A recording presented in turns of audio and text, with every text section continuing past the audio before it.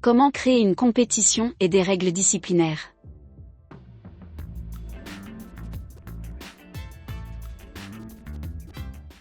Pour commencer la création d'une compétition, cliquez sur le bouton « Compétition » situé ici. Vous verrez deux types de compétitions, multiphase et match unique. Nous utiliserons une compétition multiphase comme exemple. Étape 1. Il y a 4 étapes pour créer une compétition, visibles en haut à droite. Ces étapes sont Général, Contact, Paramètres et Discipline. Sous l'onglet Général, saisissez le nom de la compétition dans le champ Nom. Par exemple, nous utiliserons Division 1. Si votre compétition a un nom dans une autre langue que l'anglais, vous pouvez l'indiquer ici. Le titre international est le nom de la compétition en anglais. Dans notre cas, comme le nom est déjà en anglais, les champs Nom et Titre international seront identiques. Pour l'abréviation, nous saisirons D1, qui est la version courte du nom de la compétition. Ensuite, nous sélectionnerons la structure de la compétition. Ces choix peuvent être créés sous « Configuration ». Pour plus d'informations sur la création de ces choix, veuillez vous référer à la vidéo « Configuration FCMS ». Tout d'abord, nous allons sélectionner la saison. Si aucune saison n'est disponible, cela signifie qu'elles doivent d'abord être créées dans la section Configuration. Ensuite, entrez le nombre d'équipes qui participeront à cette compétition. Sélectionnez le sport, le genre, la catégorie d'âge, et le niveau de compétition. Le type d'équipe est important. Généralement, il s'agit uniquement de clubs car nous créons des compétitions pour la ligue. Si club est sélectionné, les clubs enregistrés dans FIFA Connect ou FCMS apparaîtront pour la sélection dans la compétition. Notez que ces clubs n'apparaîtront pas s'ils n'ont pas encore été créés. Toutefois, si vous organisez un match amical entre deux équipes nationales ou représentants, vous pouvez sélectionner national ou représentant.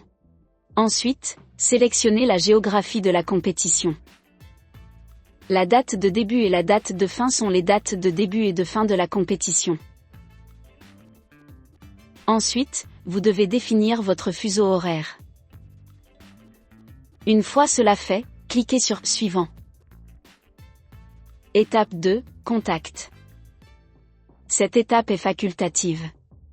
C'est ici que vous indiquerez les coordonnées du responsable de la compétition.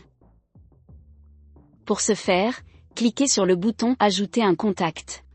Ensuite, sélectionnez dans la liste déroulante si vous souhaitez entrer le numéro de téléphone ou l'adresse email de la personne. Cliquez ensuite sur l'espace vide et commencez à saisir les coordonnées requises. Une fois terminé, cliquez sur le bouton en forme de coche pour enregistrer. Veuillez noter que ces informations seront visibles par toutes les personnes ayant accès à cette compétition. Par exemple, si vous avez donné au club l'accès à certains rôles administratifs, les personnes ayant cet accès pourront voir les coordonnées ici. De plus, si vous avez besoin que quelqu'un gère la compétition à votre place, vous pouvez désigner un responsable régional à la compétition. Ce responsable pourra uniquement gérer cette compétition. Pour ce faire, cliquez sur le bouton « Nommer ». Les responsables régionaux doivent posséder le rôle administrateur responsable régional de compétition. Sélectionnez le responsable régional et cliquez sur « Nommer ». Une fois terminé, cliquez sur « Suivant ». Étape 3, Paramètres. Date limite de soumission est la date à laquelle les clubs doivent soumettre leur liste de joueurs. Nombre de joueurs, saisissez le nombre minimum et maximum de joueurs pouvant être sélectionnés dans la liste des joueurs. Nombre de joueurs étrangers, indiquez le nombre maximum de joueurs étrangers autorisés ou laissez le champ vide s'il n'y a pas de restriction. Âge du joueur, vous pouvez utiliser cette fonction pour définir des restrictions d'âge pour les joueurs. Cette option est facultative. Par exemple, si vous souhaitez que la compétition ne soit ouverte qu'aux joueurs de moins de 21 ans, vous pouvez indiquer l'âge, né après. Cela signifie que les joueurs nés après la date spécifiée sont autorisés à participer à cette compétition et que le champ, né avant, peut être laissé vide. Pour cette compétition, nous laisserons les deux champs vides afin qu'il n'y ait pas de restriction d'âge. Nombre de joueurs en dehors de la limite d'âge, ce paramètre permet de restreindre le nombre maximum de joueurs pouvant être sélectionnés en dehors de la limite d'âge.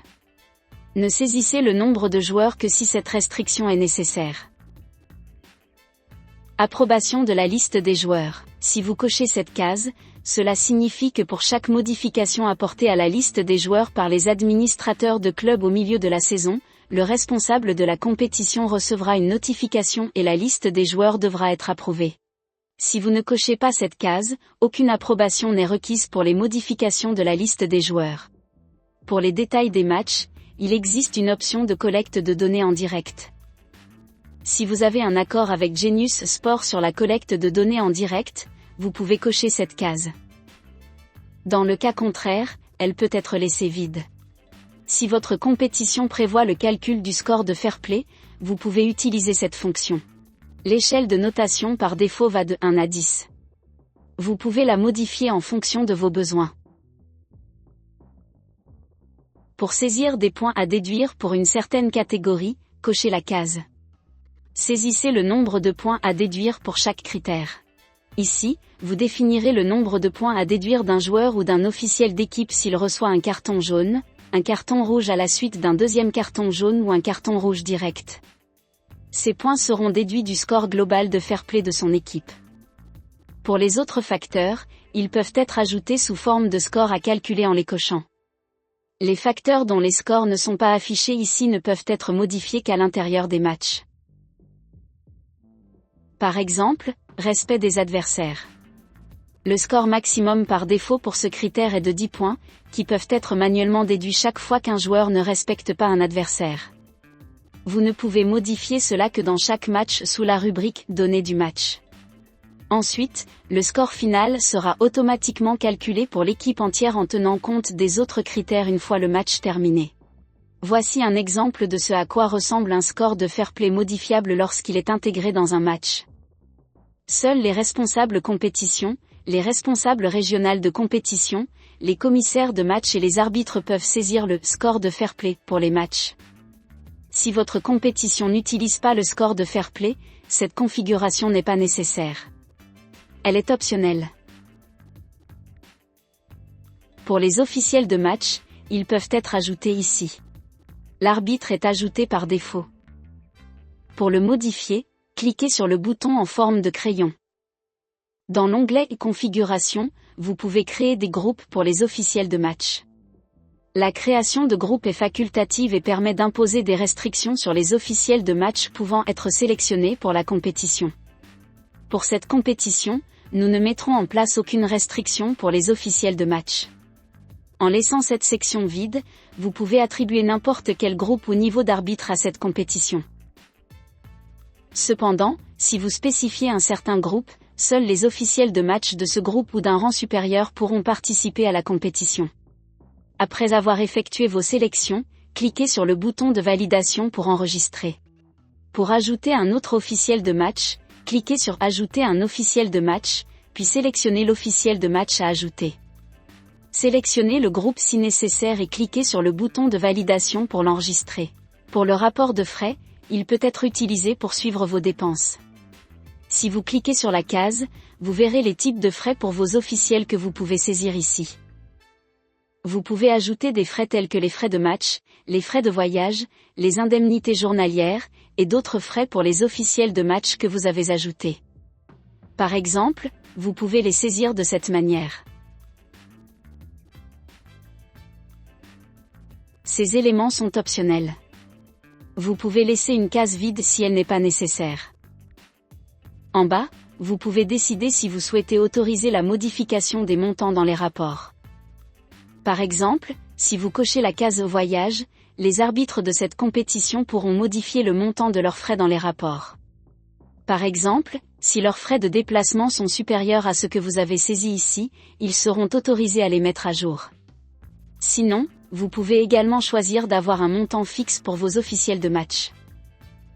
Si vous préférez un montant fixe, ne cochez pas cette case et aucune modification ne sera autorisée dans les rapports par les officiels de match. Une fois les paramètres définis, cliquez sur « Suivant ». Nous arrivons maintenant à l'étape 4 du processus de création de compétition, qui concerne la définition des règles disciplinaires. C'est ici que vous établissez les règles disciplinaires pour les cartons jaunes, les cartons rouges et les suspensions de match. Vous avez la possibilité de choisir entre un ensemble de règles personnalisées ou un ensemble de règles héritées. Actuellement, le paramètre par défaut est « règles personnalisées », ce qui signifie que vous devrez établir vos propres règles disciplinaires pour cette compétition. En revanche, les règles héritées vous permettent de reprendre les règles d'une compétition existante. Si vous choisissez d'utiliser un ensemble de règles héritées, vous devez sélectionner une compétition qui possède déjà les règles disciplinaires que vous souhaitez appliquer à cette compétition. Pour cette compétition, nous allons voir comment créer de nouvelles règles personnalisées. Cliquez sur « Créer un groupe de règles » pour créer une nouvelle règle. Saisissez le nom du groupe comme vous le souhaitez. Par défaut, les règles créées seront automatiquement appliquées à l'ensemble de la compétition. Ensuite, commencez à saisir les règles que vous souhaitez mettre en place. Par exemple, sous « Type d'infraction », si un joueur reçoit 2 cartons jaunes et est suspendu pour un match, vous pouvez régler le compteur de cartons pour qu'il se remette à 0 après la suspension. Si vous souhaitez que le compteur continue à compter jusqu'à 3 cartons jaunes et au-delà, vous pouvez le désactiver. Pour cette vidéo, nous garderons cette option activée à titre d'exemple. Pour l'examen des règles, si vous souhaitez que toutes les suspensions pour infraction soient d'abord examinées par la commission de discipline, cochez cette case. Cela ajoutera une étape supplémentaire pour que la commission de discipline ou les responsables de la compétition examinent chaque suspension avant son application. Pour ajouter une deuxième règle, cliquez sur le bouton « Ajouter une condition ». La deuxième règle que nous allons créer pour les joueurs est une suspension d'un match pour avoir reçu un carton rouge direct. Il existe 3 types de cartons rouges, tout, direct et deuxième jaune. Il est important de s'assurer qu'aucune règle ne chevauche une autre, comme avoir une règle pour rouge, tout, et une autre pour rouge, direct, chacune imposant une suspension d'un match. Cela entraînerait une suspension de 2 matchs pour un joueur qui reçoit un carton rouge direct en raison des règles qui se chevauchent. Nous recommandons de ne pas utiliser rouge, tout. À la place, nous pouvons spécifier chaque règle relative au carton rouge. Par exemple, si un joueur reçoit un carton rouge indirect à la suite de 2 cartons jaunes, cela entraînera une suspension de 2 matchs. Cependant, un carton rouge résultant d'un deuxième carton jaune est automatiquement considéré comme un carton rouge. Ces règles doivent être créées séparément. Des règles peuvent également être créées pour les officiels d'équipe. Assurez-vous de configurer les règles avec précaution afin d'éviter tout chevauchement. Les règles qui se chevauchent peuvent entraîner des suspensions non souhaitées, ce qui peut être difficile à corriger par la suite. Une fois terminé, cliquez sur « Sauvegarder ». Ensuite, vous pouvez également définir des règles pour la remise à 0 du compteur de cartes. Ce paramètre vous permettra de sélectionner une date à laquelle tous les compteurs de cartons seront remis à 0. Cette étape est optionnelle. Une fois que vous avez confirmé la configuration de vos règles, cliquez sur « Créer » et les règles commenceront à s'exécuter automatiquement en arrière-plan. Maintenant que votre compétition a été créée, vous pourrez la retrouver sous l'onglet « Compétition ». L'étape suivante consiste à ajouter des équipes à votre compétition. Pour continuer, veuillez regarder la vidéo intitulée « Comment ajouter des équipes à une compétition ».